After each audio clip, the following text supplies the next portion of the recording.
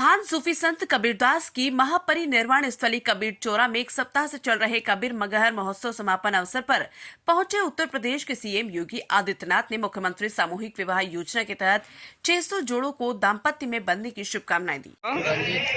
कहाँ से आए हैं? आज कहाँ आए हैं, क्या चल रहा है यहाँ पे? मगहर में सर हम आए हुए हैं, सामूहिक विवाह है और ये हमको बहुत पसंद है सर। यहाँ का जो कार्यक्रम है बहुत अच्छा लगा हमको। सरकार के सहयोग से आज 600 जोड़े बंधन में बंध रहे हैं शादी के। क्या कहना चाहेंगे, सरकार कितना कैसा प्रयास है ये सर बहुत हमारी तरफ से बहुत अच्छा प्रयास है सरकार का। वहीं जनपद के विकास के लिए कुल 114 परियोजनाओं का लोकार्पण व शिलान्यास करते हुए 360 करोड़ रुपए की जनपद को सौगात दी। एक नए भारत का दर्शन हो रहा है। प्रधानमंत्री मोदी जी के नेतृत्व में इस नए भारत में हम सबका गौरव बढ़ा है। 140 करोड़ लोग आज अपने आप को गौरवान्वित महसूस करते हैं। जब देश शक्तिशाली होता है तो वह समर्थ भी होता है। समर्थ होता है तो समृद्धि अपने आप आने लगती है और उस समृद्धि को देखते हुए आज भारत दुनिया की 5वीं बड़ी अर्थव्यवस्था बना है और बहुत शीघ्र 2024 में एक बार मोदी जी को फिर से देश के प्रधानमंत्री पद की कुर्सी सौंपे, भारत दुनिया की 3री बड़ी अर्थव्यवस्था बनेगा। भारत का दुनिया की 3री बड़ी अर्थव्यवस्था बनने का मतलब हर नागरिक के जीवन में परिवर्तन होना, प्रति व्यक्ति आय बढ़ना। उत्तर प्रदेश ने पिछले 6 वर्ष में 6 करोड़ लोगों को बहुआयामी गरीबी से ऊपर उठाने का काम किया है और पूरे देश में 24 करोड़ लोग बहुआयामी गरीबी से ऊपर उठे हैं। इस सरकार के द्वारा उठाए गए उन कदमों का परिणाम है जिसके परिणाम स्वरूप एक गरीब को बिना किसी भेदभाव के शासन की योजना का लाभ प्राप्त हो रहा है। आवास मिले सबको बिना भेदभाव के, शौचालय मिला बिना भेदभाव के सबको मिले, आयुष्मान का कार्ड बिना भेदभाव के सबको मिल रहा है, राशन कार्ड की सुविधा हर जरूरतमंद को प्राप्त हुआ है, सड़कें बन रही हैं, हाईवे, रेलवे, एयरपोर्ट,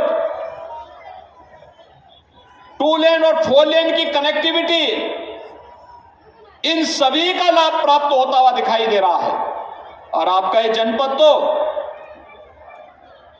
मुख्यालय लखनऊ गोरखपुर हाईवे के साथ जुड़ा हुआ है, दक्षिणांचल राम जानकी मार्ग के साथ जुड़ा हुआ है और उत्तरांचल में भी अच्छी कनेक्टिविटी की व्यवस्था हो रही है। यानी जनपद हर ओर से एक अच्छी व्यवस्था के साथ जुड़ रहा है और विकास की इन्हीं संभावनाओं को आगे बढ़ाने के लिए हम सबको मिलकर के काम करना है। मैं आज के इस अवसर पर यहाँ के प्रशासन से ही कहूंगा कि जिस तेजी के साथ उन्होंने विकास के इन कार्यक्रमों को आगे बढ़ाया है, पिछले दिनों Uttar Pradesh global investor summit के अवसर पर जनपद संत कबीर नगर में भी निवेश के प्रस्ताव प्राप्त हुए थे।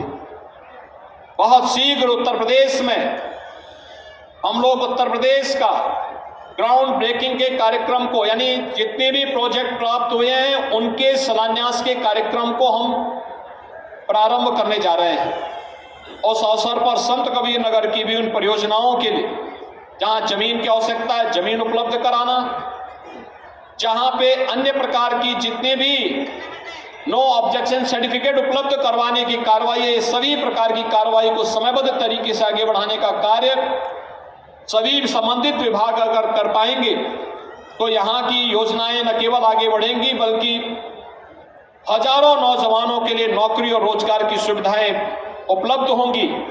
और संत कबीर नगर के लिए तो कबीर में खल्लाबाद में तो है ही व्यवस्था, उनसे सटे हुए आमी नदी के ठीक उस पार गीडा भी यहाँ तक फैल चुकी है, तो गीडा में भी रोजगार के ढेर सारे अवसर आपके लिए उपलब्ध होंगे।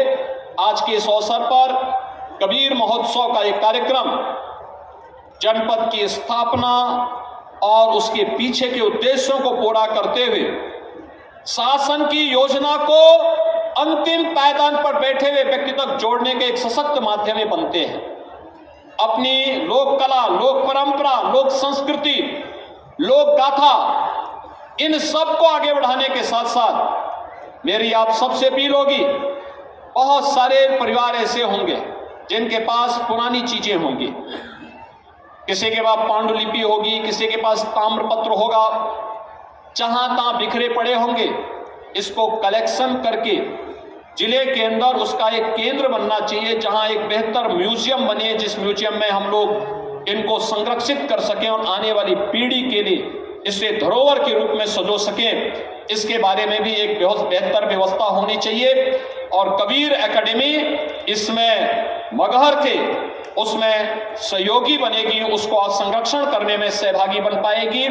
इस विश्वास के साथ आज के इस अवसर पर मैं एक बार फिर से कबीर महोत्सव 2024 के इस समापन कार्यक्रम के अवसर पर यहाँ के जनप्रतिनिधियों, यहाँ के प्रशासन को और इस पूरे कार्यक्रम में सहभागिता निभाने वाले जितने भी कलाकार आए हैं, वे बाहर के भी थे, लोकल भी थे, यहाँ के महंत जी को, यहाँ के पूर्व और वर्तमान जनप्रतिनिधियों को, अन्य सभी महानुभावों को, उद्यमियों को, जिनकी भी सहभागिता इस पूरे समारोह के साथ रही है, कार्यक्रम के साथ रही है, उन सब का हृदय से अभिनंदन करते हुए उन्हें बधाई देता हूं एक सफल आयोजन के लिए और अपनी शुभकामनाएं देते हुए वाणी को विराम देता हूं।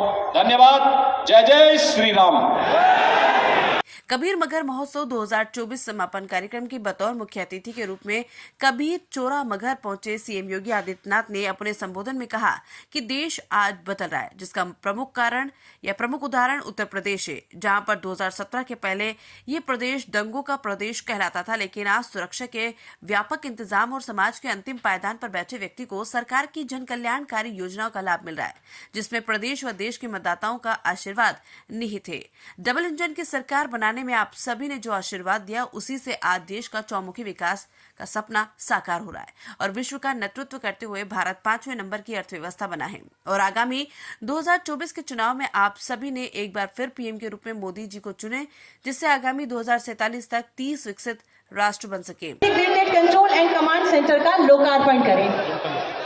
भारत माता की, भारत माता की। सीएम योगी बखीरा झील और तामेश्वर नाथ धाम के विकास के साथ साथ जनपद को जल्द मेडिकल कॉलेज देने का भरोसा दिया।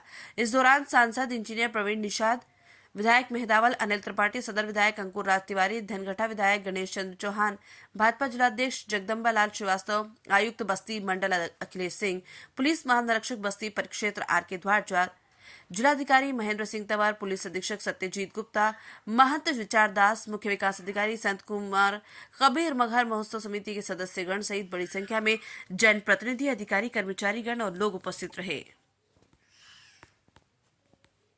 संत कबीरनगर से धर्मेंद्र सिंह यादव की रिपोर्ट।